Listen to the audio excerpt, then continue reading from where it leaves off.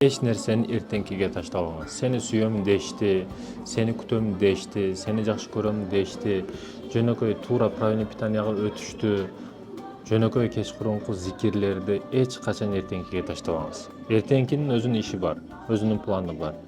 Сиз бүгүнүңүз бар да, бүгүнүңүз менен жашаганды билиңиз. Эч качан эч нерсени эртеңкиге таштабаңыз. Токойду ичидесиз, чыгып алып мындай кахвада мындай ичкенге аракет кылыңыз. Бүгүнкү, эртең демдеймин дебеңиз. Эртең басамын 10.000 кадам дебеңиз. Бүгүн басышты баштаңыз. Бүгүн кылыңыз. Эртең деп азыркы абалыңыз ушул да. Эгер дагы эртең дей берсеңиз, топ бара берет. Биз аз-аздан кылып көп нерсеге жетишебиз. Бир күндө бардык нерсени кылып, бир нерсени кылып кое албайбыз мекендешим. Ошондуктан да пайгамбарыбыз саллаллаху алейхи вассалам аз болсун, саз болсун, эң иштердин жакшысы аз болсо да уланып турганы дейт да. Уланып турганы эң жакшы мекендешим. Мисалы, бүгүн устазыбыз менен сүйлөштүк. Устазыбыз ошол 90-жылдан баштап азыр 25-26 кирип атабызбы, ушунча жыл тахажжудту каза кылган эмес да мекендешим. Тахажжудту каза кылган эмес биздин устазыбыз. Ошондо канча жыл болуп калат? 90дон баштап 26, 36 жыл тахажжудту каза кылган жок ал. 5 убакыт намаз эмес, тахажжудту калтырбады. Бул не деген мекендешим эрк, не деген күчтүүлүктү талап кылат. Нафсты чекеге бурап жыйыштырып койгон ал адам да. Аны кыз, аны акча, аны мындай дүйнө рахаттар алдап кое албайт да никогда.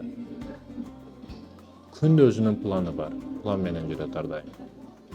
Урматтуу мекендешим, айтайын дегеним не? Устаз ушул нерсени айтты. Бүгүн сүйлөшүп отурдук. Көпкө сүйлөшүп отурдук, дидарлашып. Устазыбыз айтат, ошону жакындан сүйлөшүп. Биздин телабыз, денебиз мекендешим. Руханиятыбыз өтө ачкада. Биз мына чайды ичип атабыз, нанды жеп атабыз, ашты жеп атабыз, көчтү жеп атабыз, этти жеп атабыз. Телабыз, денебиз ачкалыктан. Вроде бүгүн бардык жакшы болуш керек эле негизи. Негизи толтура тамак аш, жашаган жерибиз бар, машинабыз бар. Негизи бактылуу болушубуз керек эле. Неге бактылуу болбой атабыз, көңүл тынч эмес десеңиз, себеби мекендештерим, руханиятыбыз ачкада. Рух ачык болуп турса, эми рух түбөлүктүү да. Денебиз өлөт, чирипи жок болуп кетет. А рухубуз түбөлүктүү да. Денебиз убактылуу болгондугу үчүн убактылуу эле нерселерден азыктанат. Мына шашлыгы болсун, тамак ашы болсун, убактылуу нерселер, анда туалетке кетип калат. А рух түбөлүктүү нерсе экен дагы, түбөлүктүү нерселер менен азыктанат экен да мекендешим. Түбөлүктүү намаз, орозо, ибадат, зикир, ошол нерселер менен азыктанат экен. Рухтун азыгын бербесек, биз канча байыбай да, канча калнек толтура болбосун, үйдүн 28 такып салбайды, баары көңүл тынч болбойт. Демек, мекендешим, руханияттын азыгын өз убагында берели. Аллах Таалага күн сайын, мисалы үчүн, ибадат кылтасыз, күн сайын бирдекени таштабастан 10 жылдык эмгек кылып койдуңуз, мисалы үчүн.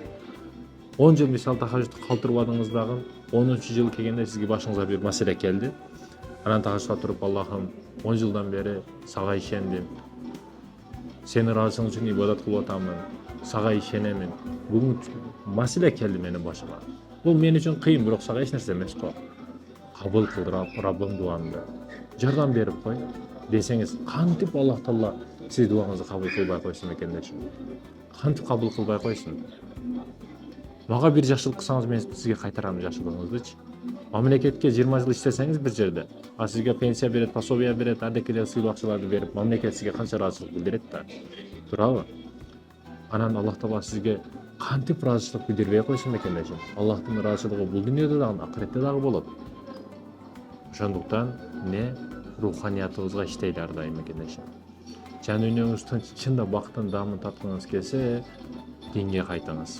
Диндеги амалдарга бекем туруңуз, руханиятыңызды тойдуруңуз. Бүгүн курсак толо, курсак ток, бирок жан дүйнөбүз ачка заманда жашап атабыз. Бул руханият мекендешим.